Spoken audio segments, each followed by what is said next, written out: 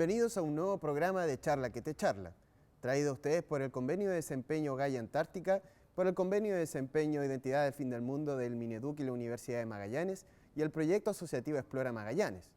En esta oportunidad tenemos el agrado de presentarles a la profesora Hilda Carrera, que nos expondrá sobre la experiencia antártica y pedagógica en estudios polares.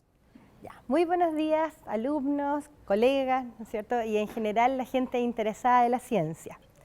Yo les vengo a contar una experiencia que viví en el mayo del año pasado y que tuve la suerte de ser hasta el día de hoy la única profesora en Chile que ha estado de visita en exploración en ambos polos. Yo he estado tanto en el Polo Sur como en el Polo Norte. Les cuento de que el viaje que me tocó realizar en esta oportunidad es llegar a Groenlandia, es decir, salí desde Punta Arenas, viajando por aproximadamente 10 horas en un principio a Miami. De Miami tuve que hacer cambios a Nueva York en avión, luego de Nueva York a Albany y de Albany a Canadá, y en Canadá nos trasladamos en un avión Hércules hasta Groenlandia. ¿Ya? O sea, de punta a punta, sacando aproximadamente en promedio un viaje de alrededor de 22 horas de vuelo, que por lo visto es obviamente bastante cansador. Sin embargo, cuando llegué a Estados Unidos, me incorporaron al grupo americano que viajábamos en esa oportunidad, de los cuales consistían, ¿no es cierto?, unos alumnos, estudiantes de diversos lugares de Estados Unidos, para que los invitaron también a participar de esta exploración. Y además me acompañaba también la profesora Lynn Rifford, que ella es la profesora a cargo de la coordinación de estos viajes.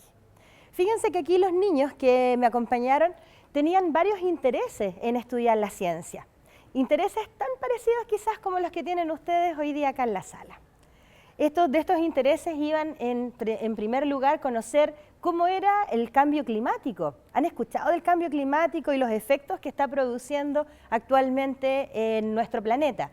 Y sobre todo estos problemas apuntan justamente a los polos. Como estos estudiantes se encontraban entonces en Estados Unidos, para ellos les era muy interesante conocer qué es lo que ocurría entonces en el Polo Norte. Y por mi parte, yo como profesora trabajo en realizar diversas actividades en la ciencia, ayudo, ¿cierto?, en la coordinación de actividades científicas, coordino también algunos proyectos y dentro de los cuales he trabajado mucho también en proyectos relacionados con la Antártica. Entonces es por ello que a mí me invitaron que fuera a exponer mi experiencia y a trabajar con el equipo de profesores de Groenlandia, de Dinamarca y de Estados Unidos.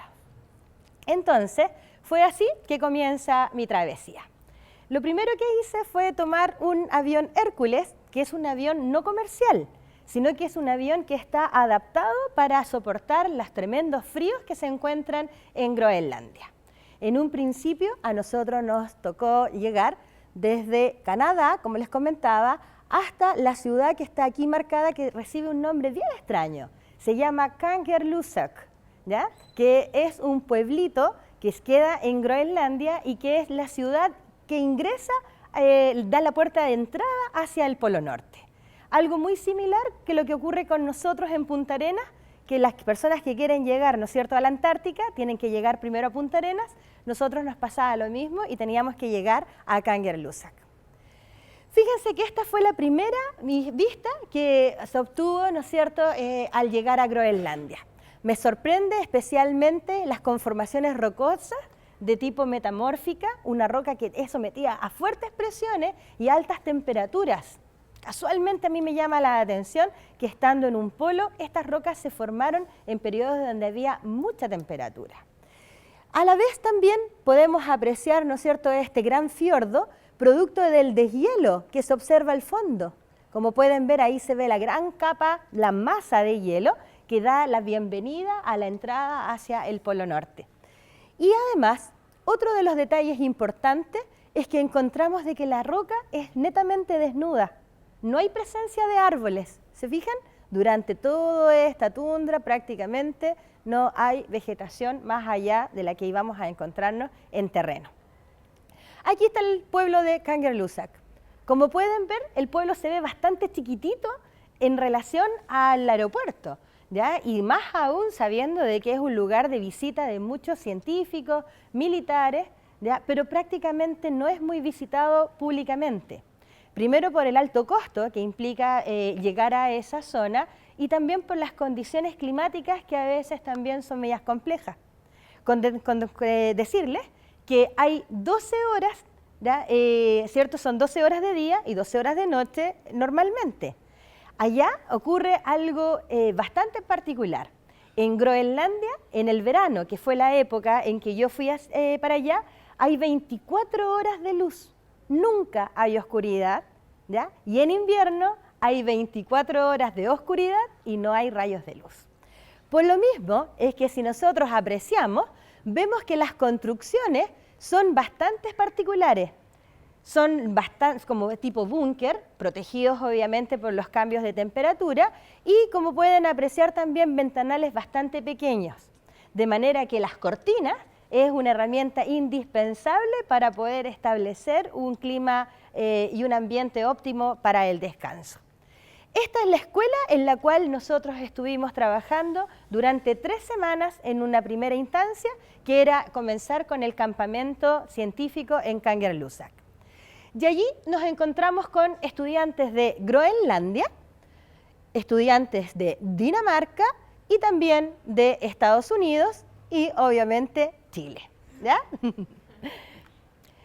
Allá nosotros los profesores fuimos presentando nuestras diversas prácticas.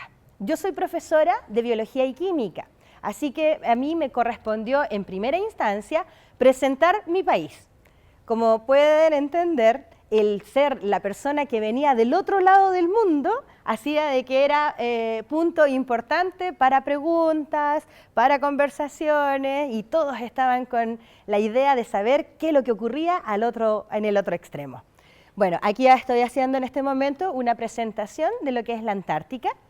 Lynn, como profesora de matemáticas, se dedica a presentar todos los modelos matemáticos que vamos a ir trabajando durante nuestras investigaciones. Y aquí tenemos al profesor de Groenlandia, Casper, que es biólogo especialista en ballenas. Entonces, aquí vemos el ambiente de trabajo que realizamos con ellos. Ella, Hope, es una niña de Hawái. Y como pueden ver, además de su característica facial, también hay ciertas costumbres que lleva también con ella, como es el andar descalza. ¿Ya? Marie es una alumna de Dinamarca, una alumna, ¿no es cierto?, bastante simpática, muy amorosa, al igual que Benjamín, que él es estudiante de Groenlandia. Como pueden ver, los ambientes son bastante cómodos para trabajar, en el cual contábamos con unas salas de clase bastante amplias. Además, dentro de la misma sala existían mesas de trabajo donde los profesores dábamos al principio las instrucciones de las actividades y apuntábamos principalmente al marco teórico de las investigaciones que iban a realizar estos alumnos durante las 3 semanas de trabajo. Trabajamos con instrumentos de muy buena calidad, como por ejemplo unos microscopios portátiles que nos iban a ayudar mucho en nuestras visitas a terreno. Y una de las primeras visitas fue estudiar el permafrost. El permafrost es el suelo que cubre los territorios antárticos. Y allá en Groenlandia ocurre mi primera observación. Acá en Chile, mejor dicho, en el Polo Sur, el permafrost hace de que nosotros tenemos tierra y sobre el continente tierra se forma el hielo. En Groenlandia el proceso es inverso. Es hielo y sobre el hielo apenas una capa de 20 centímetros de suelo. O sea que Groenlandia ya está recién comenzando a formar un tipo de suelo sobre el hielo. Como pueden ver también, dentro de nuestras investigaciones fue investigar fósiles. Me imagino que les gustan los fósiles, ¿cierto? Bueno, a mí también me encantan los fósiles. Entonces nos encontramos con varios fósiles de peces que se encontraban distribuidos alrededor de la misma escuela. Eso indica de que ese sector pudo haber presentado alzas de agua, que obviamente hacía de que eso era un paraje donde antiguamente estaba cubierto por agua y por esto estos animalitos se encontraban allí. En esa oportunidad nosotros hicimos un concurso. aquel alumno que encontraba, o profesor que encontraba el fósil más bonito, tenía una recompensa al final de la jornada, ¿ya? Aquí está mi mano, donde muestro, ¿no es cierto?, el fósil que yo quería ganar, ¿ya? El premio, no lo gané, lo ganó otro alumno, pero el premio consistía en un helado, ¿ya? Ese era, un rico helado. Luego estuvimos participando también en el estudio de polinización, y esa flor que ven allí es la flor Nivisiac, que también se traduce como muchachita en español, ¿ya? Y que es la flor nacional de Groenlandia. Es una flor que crece en orillas de los caminos y en las riberas de un río que se llama río Watson, que es el río que administra el agua potable principalmente en Groenlandia. En esta actividad nosotros estuvimos trabajando también con estudiantes de doctorado y científicos que provienen de Estados Unidos y de Dinamarca y que están haciendo estudios en Groenlandia. Por ejemplo, nosotros aquí lo que estuvimos realizando fue polinización manual, de manera de que nosotros entender qué es lo que podía ocurrir con el efecto de la polinización de las flores en caso de que haya un alza de temperatura. Porque, ¿qué es lo que saben ustedes de las flores? ¿A través de qué mecanismo la flor se reproduce? ¿Sí? ¿A través? De los insectos. Los insectos son nuestros polinizadores, las abejas, ¿no es cierto? Pero ya hemos escuchado que este cambio climático está atacando muy directamente a estos insectos. Pero en Groenlandia hay una gran solución, porque, otra observación, a diferencia de en el sur, en Groenlandia hay unas hordas de mosquitos en el verano. Los zancudos nos persiguen, ¿ya? Y en un momento contabilicé 30 zancudos en mi espalda. O sea que, como pueden ver, hay que andar muy cubierta. Lo importante es que eso ya nos da un indicio de que los mosquitos también son polinizadores, al igual que las moscas, y eso podría ayudar a mantener, ¿no es cierto?, esta linda flor que se encuentra allá. Junto con ello, estuvimos haciendo estudios respecto a cuánto se derrite el hielo. Porque en el proceso de este calentamiento que nosotros, es cierto, del cual estamos teniendo información a diario, nos avisan del gran titular, ¿no es cierto?, que implica el derretimiento de los hielos. Nosotros podíamos calcularlo a través de un estudio en este río, que como les comentaba, se denomina río Watson.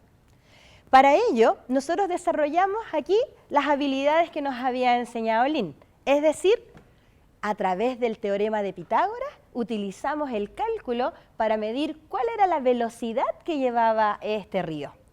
Partimos entonces midiendo una cuerda, de manera de que nosotros así podíamos obtener la altura de ese puente. Les amarramos una botella para generar un peso y luego lanzábamos este contenido, ¿no es cierto?, hacia el río y por 5 segundos contabilizábamos cuánto era lo que había alargado, digamos, esta cuerda. Ahí aplicábamos el teorema de Pitágoras, porque ya nos encontrábamos, ¿no es cierto?, con dos lados. Y el teorema de Pitágoras, ¿qué es lo que dice? Que si yo sumo dos lados, es igual al valor, ¿cierto?, del tercero al cuadrado. De esa forma, nosotros podíamos multiplicar la velocidad con la que se iba realizando, ¿no es cierto?, el movimiento del río, y nos enteramos que el río Watson descarga casi 400.000 metros cúbicos de agua por segundo. Eso es lo que equivale, chiquillos, a descargar una piscina olímpica en 6 segundos. Imagínense la cantidad de agua que se registra. Esto hizo también de que los estudiantes pudieran establecer en bosquejos de libre elección cómo hicieron los mecanismos para estudiar la descarga de este río. Y como les comentaba, aplicando las leyes matemáticas, comenzaron entonces a dar los resultados que habían obtenido, llegando, ¿no es cierto?, a un promedio final. Otro de los estudios que hicimos fue realizar investigaciones sobre cianobacterias. Las cianobacterias son una de las primeras bacterias que aparecen en el planeta. Estas bacterias se caracterizan por tener la capacidad de realizar fotosíntesis y fijar el nitrógeno, un elemento que fue súper importante porque es lo que da origen en gran parte a la vida en el planeta. Entonces, estudiar cianobacterias ya nos da una relación en el Ártico de entender cómo se formó nuestro planeta y específicamente cómo aparece también la vida en ella. Fíjense que lo que descubrimos en este mar que se denomina Mar de los Tomates, porque como pueden ver, el tomate que hay aquí es una colonia de cianobacterias, que tienen este aspecto como de tomate.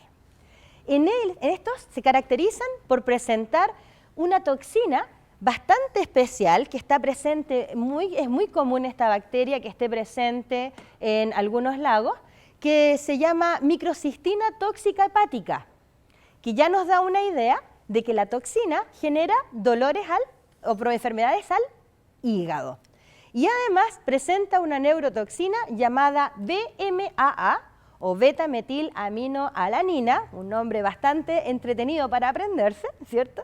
Pero más entretenido es saber que esta neurotoxina está participando actualmente en los estudios del Alzheimer y también de algunos casos de Parkinson. Fíjense que para poder capturar ya a estos tomates tuvimos que hacer algo bien entretenido y fue subirnos a kayak y a través de los kayaks tomábamos las muestras metiéndonos dentro del río y quien va, ¿no es cierto?, como una bolsita de pesca, ir recolectando entonces nuestros tomates y luego investigarlos en ella. Una de las visitas que no podía faltar era conocer los perros de los trineos. Como pueden ver, y yo sabía que esto les iba a gustar, los perros tienen una característica bastante particular. ¿Qué les llama la atención del perro? Que tienen mucho pelo, el pelaje, ¿no es cierto?, el color que presentan. Fíjense el ancho de las patas. Es fuerte, es gordo, exactamente, porque son perros que van a tener que pasar por periodos muy prolongados de inanición cuando estén haciendo las exploraciones.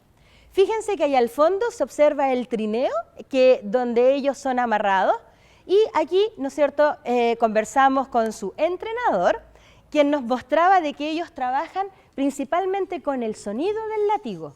Al perro jamás se le pega, no se le golpea, sino de que se hace un movimiento que ninguno de los que estuvimos allí logró hacerlo, tengo que ser sincera, ¿ya? Pero, ¿no es cierto?, el adiestrador con una facilidad toma el látigo y comienza a hacer los movimientos y rápidamente los perros se forman en fila.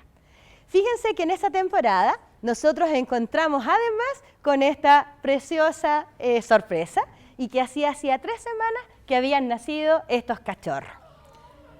Es más, como nosotros éramos los regalones, nos dieron el honor de nombrar a uno de los cachorros y nosotros le pusimos el nombre de Nanu, una palabra groenlandesa que significa el cachorro del oso polar.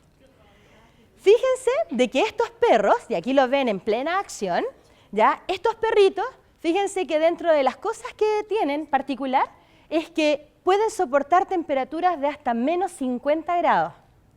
Como les comenté anteriormente, pueden pasar más de una semana sin probar agua ni ningún tipo de comida. Por eso es que en el verano están en Kangerlussuaq y son alimentados, más bien sobrealimentados, cosa de que tengan una buena resistencia para el invierno. Y otra de las características también importantes de estos perros es que en Kangerlussuaq no hay otra raza de perros que no sean este tipo. De esta manera se evita el mestizaje y así se mantiene la pureza también de esta raza. De los animales que hay allá, tengo que ser sincera, esperaba también, al igual que me imagino ustedes, haber visto algún oso polar. Sin embargo, todos los científicos nos comentaron que menos mal que no vimos ningún oso polar, porque el oso polar no es tan tierno, es un gran carnívoro, así que si uno veía huellas de oso polar, había que arrancar. Sin embargo, ya tuve la suerte de ver renos, que en groenlandés se dice tutu, ¿ya? También comí carne, que es uno de los alimentos que se utiliza allá, el consumo de carne no es de vaca, sino de este tipo de buey almizclero que se llama muskosk, ¿ya? Y es una carne bastante rica. Y como pueden ver también, el animalito es un animal silvestre que anda sobre la tundra de Groenlandia y es cazado por sus habitantes y luego consumido a través de su carne, ¿no es cierto?, y el pelaje para algunas artesanías y también ropa. Lo mismo ocurre con la foca puisi, que es el nombre que recibe en groenlandés, y yo estoy seguro de que todos han visto en alguna postal alguna foca ártica. Fíjense que Groenlandia tiene esta particularidad. Aquí estamos entrando al polo y para entrar al polo nos encontramos con esta sorpresa. Yo al principio pensé de que era un morro de arena. Cuando el científico que estaba a cargo de esto nos dice, están entrando al hielo. Y este hielo es un hielo negro, no es un hielo blanco. Este hielo negro es porque es muy rico en sustancias orgánicas. Y como podemos ver alrededor, todo está empezando a cubrirse de musgo y de líquenes. Y seguramente su profesora le ha contado de que las líquenes, ¿cierto?, y los musgos son los primeros organismos que van a dar la formación al suelo. Entonces estamos viendo de que este derretimiento se está produciendo, pero a la vez también está dejando suelo, donde a futuro se van a formar nuevos organismos. Al entrar el hielo, obviamente, comencé a realizar algo que es lo que también he realizado en la Antártica y que es hacer la exploración de los glaciares. Y como pueden ver, ahí arriba me encuentro yo en la exploración, caminando por lugares bastante complejos. De hecho, hay muchas mulan, que son estas aberturas de hielo, y por entre medio hay grandes corrientes de agua. ¿Ya? Así que también una aventura bastante cansadora, pero por supuesto muy entretenida. Fue así entonces como nosotros nos desplazamos con unos palitos de bambú que son llamados testigos de hielo. Estos palitos de bambú, estos testigos de hielo, se ponen en el hielo para medir cuánto es el desplazamiento del glaciar. Y en este caso, para ver cuánto era lo que se iría derritiendo en las semanas de trabajo que nosotros íbamos a realizar allá. Fuimos 2 veces a este punto. El primero para insertar nuestro testigo y luego a la semana después volvimos a revisar y analizar nuestros resultados. En esa oportunidad, ahí tengo cierto la foto, que es una foto bien especial, porque estoy aquí con mi testigo de hielo en el Polo Norte y años atrás había tenido la misma foto, pero también haciendo estudios de testigos de hielo, pero ahora aquí en el Polo Sur. Entonces esa foto para mí es muy especial y tenía que compartirla. Aquí vemos entonces cómo es la técnica. Se fijan, con unas máquinas manuales, una especie de taladro, comenzamos a hacer un agujero, se entierra, ¿no es cierto?, el bambú y lo volvemos a observar a la semana después. Con la sorpresa que el hielo fundió en promedio 33 centímetros en una semana. O sea que esto nos habla de que el derretimiento de los hielos sí es cierto, ¿ya? Y que estamos a una velocidad increíble. Eso se denominan sistemas de retroalimentación positiva. ¿En qué aspecto? El alza de la temperatura implica el aumento también de la fusión del hielo y eso va a implicar que haya un aumento, ¿cierto?, de los caudales de agua dulce que rodean a Groenlandia. Como pueden ver, aquí vemos entonces verdaderos mares que se forman entre medio de esa capa de hielo y aquí podemos apreciar cómo el hielo y sobre él también se está formando este nuevo sedimento. Sin embargo, tal como les decía, ya hay presencia de organismos que comienzan a surgir, ¿no es cierto?, desde este inhóspito paraje. Y para las damas aquí presentes especialmente, tuve el gusto de ver grandes piedras preciosas como rubí, que son muy presentes en esta zona. Hay muchos reportajes también que han mostrado en Discovery que hablan sobre los minerales del Polo Norte. Así que ahí me encontré una roca gigante, que obviamente no me la pude traer. Aquí ven entonces que la magnitud del paisaje es maravillosa, difícil de caminar, tengo que decirlo, pero por supuesto que no deja de ser impresionante estar sobre este manto tan blanco. Los resultados de todas las investigaciones nosotros a diario las íbamos estableciendo con los grupos de estudiantes. cada grupo de estudiantes recibió el nombre de un animalito típico de Groenlandia, de manera que formamos teams o equipos y vamos registrando entonces a medida de que ya teníamos el avance de cada uno de estos trabajos. Y luego los resultados los presentamos al embajador de Estados Unidos que estaba en Groenlandia y que es la persona que está a cargo de ver si este programa es bueno y así también de regular para que vengan otros estudiantes de Dinamarca, de Groenlandia y Estados Unidos a participar en los años posteriores. Y en este caso que fui yo invitada especial. Aquí está el equipo completo. Y con esto dábamos finalizando la tercera semana de campamento científico en Kangerlussuaq. De este grupo destaco ya algunos estudiantes, ya Hasib, que es estudiante de Estados Unidos, ya que viajó con nosotros junto a Lin, ya Bo, que era el profesor de Dinamarca, y yo que era la profesora chilena. Viajamos en total 5 estudiantes y 3 profesores ahora a nuestro siguiente rumbo. Aquí la selección ya se acabó, no eran los 20 estudiantes, íbamos a un lugar distinto y este lugar era el Polo Norte. ¿Qué sorpresa me llevó? Me preparan, ¿cierto?, el equipamiento y solo se ve mi nariz, primer punto. Y me llama la atención cuando me entregan mi equipaje y leo esta tarjetita, kit para dormir a menos 30 grados Celsius. Entonces ya eso me da un indicio de que el lugar iba a ser bastante especial. Nos subimos nuevamente a nuestro fiel compañero, el avión LC-130, un Hércules, y aquí ya vamos acompañados de algunos científicos también que nos iban a acompañar en esta nueva expedición. Cuando por fin hemos llegado a hielo, no puedo decir a la Tierra, hemos llegado a hielo. Fíjense que el avión cuenta con un sistema de portaesquí, es el único avión de esta categoría que puede llegar al Polo Norte, donde van entregando suministros de alimento para la gente que vive en la estación y también llevan algunos medicamentos, traslado y por supuesto a los científicos y nosotros que en este caso íbamos de visita al polo. Llegamos entonces así a la estación Summit. A diferencia de Chile o de Polo Sur, que en Chile nosotros tenemos varias bases de investigación y bases militares trabajando en un área. Aquí en Summit es solo una base para 3 países. Aquí se encuentran entonces las 3 banderas que identifican que los 3 países están a cargo de legislar, cuidar y también gobernar esta zona de la Tierra, ¿ya? Y como pueden ver, lo que se ve al fondo es solo hielo, no mar, sino que es cielo y hielo, nada más. Esa era la visión que había.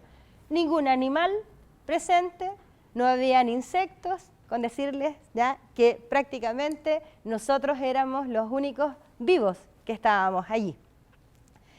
Y aquí viene mi segunda sorpresa, cuando me indican que llega el momento en que vaya a conocer mi dormitorio. Y nos presentan que el dormitorio consiste en carpas armadas en el hielo, que al igual que la gente que vive en la estación Summit durante el verano, todo el equipo de científico, y en este caso nosotros como estudiantes, teníamos que dormir en carpa.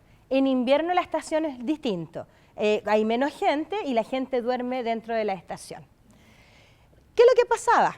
Ahí me vino el recuerdo de que en realidad son 24 horas de luz, así que no iba a tener problema de andar ni con linternas, ni que me iba a perder, porque tal como ustedes ven esa imagen, la imagen se mantuvo presente a la 1 de la mañana, a las 2 de la mañana, a las 5 de la mañana. El día fue todo el día. Entonces, como pueden ver, el reporte del clima de ese momento era de una temperatura de menos 12 grados y nos encontrábamos a más de 10.000 pies de altura. Esto implicó que nosotros el día antes del viaje comenzamos a tener una sobrehidratación, ya que al encontrarnos en un área donde estábamos a la parte más alta del hielo del polo, que es ahí donde se hizo estación, había una alta probabilidad de generar cambios en presión. ¿Han escuchado ustedes hablar de los jugadores de fútbol, por ejemplo, cuando van a jugar un partido a Arica o a lugares de altura? ¿Qué es lo que les pasa? Se marean, ¿cierto? Y se cansan más. Nosotros, para evitar entonces que nos vinieran estos problemas, debíamos beber a lo menos 4 litros de agua al día, porque también así evitábamos la deshidratación. Al estar en un lugar donde hace mucho frío, nuestro cuerpo se encarga de realizar todos los mecanismos fisiológicos para que nosotros vayamos liberando calor y a la vez, ¿cierto?, nos mantengamos con una temperatura óptima. Entonces la hidratación era fundamental durante toda la época que estuve en el Polo Norte. Y aquí entonces les presento mi dormitorio, el cual consistía, ¿cierto?, en una especie de somier, sobre el cual nosotros poníamos estos sacos de dormir resistentes para el frío. Y llegó el momento de dormir. Nueva sorpresa, aquí tenemos, ¿cierto?, nuestro auto, en el que nos movilizábamos, y ahí llegamos entonces a un momento en que tuvimos también una bienvenida y tormenta, ¿no es cierto?, de nieve con ventisca, que fue entretenida igual dentro de todo. Y aquí ven cuando yo estoy dentro de la carpa durmiendo. Ahí estoy para que me vean. Hay que dormir con mascarilla porque obviamente la luz no te deja dormir, es incómodo, ¿ya? Y hay que ponerse gorrito porque efectivamente las temperaturas en la noche pueden llegar a más de menos 20 grados. Entonces es muy helado, es como dormir en un refrigerador. Aquí vemos entonces cómo son los lugares donde se van haciendo estudios. Dentro de esto tenemos estos laboratorios portátiles, tienen un esquí que se va moviendo. Es el edificio, chiquillos, el que se mueve por el polo, no los científicos. Entonces van con todo el equipamiento. Este, por ejemplo, era un laboratorio donde se hacían estudios de muestras de hielo. Aquí están 2 estudiantes de postdoctorado, que eran de la Universidad de Dinamarca y otro de Estados Unidos, que están haciendo sus tesis de investigación allá y que nosotros también participamos ayudándoles en la toma de algunas muestras o realizando, ¿no es cierto?, ahí estamos tomando muestras de nieve, realizando algunas muestras de agua y también desplazándonos por ayudas de trineo por alrededor de la base. Este globo, que tiene un sensor conectado aquí en la base, tiene una función. ¿Sabían ustedes que todos los días a las 10 de la mañana y a las 10 de la noche, en 6 lugares del mundo se lanzan estos globos? Uno de estos territorios es la estación Summit y el otro es en el Polo Sur, en la Antártica. De manera de que al enviar estos globos al aire, se van a hacer registros de todas las condiciones que tiene la atmósfera. Y para no tener problemas de comunicación y problemas, ¿cierto?, de horario, todo esto va con un seguimiento a través de un satélite y monitoreado con una página web donde se van obteniendo estos resultados. ¿Ven? Ahí tenemos entonces el programa que está indicando cuál es la temperatura, menos 54, menos 53, ¿se fijan? La temperatura presente en el momento y obviamente las otras índices como presión, velocidad a la cual viajaba este globito. Además, tuvimos el gusto de conocer el Big Hole, que es un tubo similar a los que aquí, ¿no es cierto?, utiliza ENAP para hacer las perforaciones. Este tubito tuvo la función de perforar la capa de hielo para entender cuál era la altura que se encontraba en el Polo Norte. Y se encontraron con 2 datos interesantes. La altura máxima, ya, promedio que registra el Ártico es de 4.500 metros más o menos de altitud, que era donde estábamos nosotros. Es por eso que se producía apunamiento en algunas personas.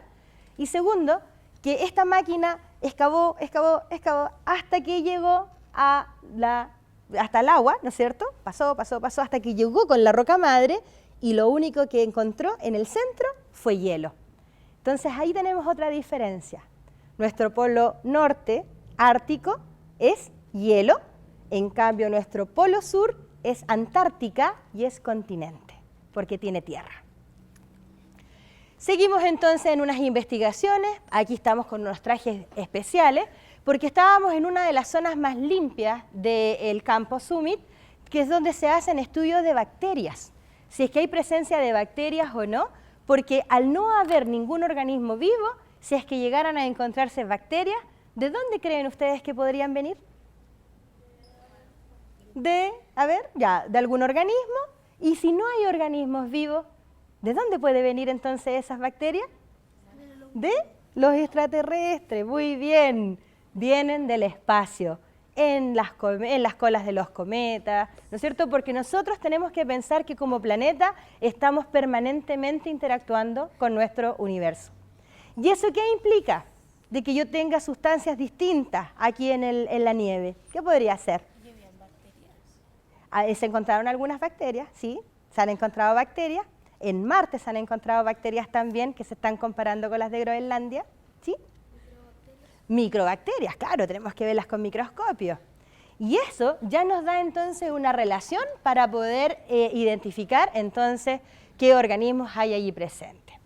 Junto con ello, otra de nuestras misiones fue comenzar a cavar un gran hoyo que tenía unas dimensiones aproximadas de 4 metros por 2. Este hoyito tenía un fin, era que tras sacar, ¿no es cierto?, algunos bloques de hielo, pudimos nosotros cubrir este hoyito con unas maderas y luego podernos ingresar al interior y aparece esta maravilla.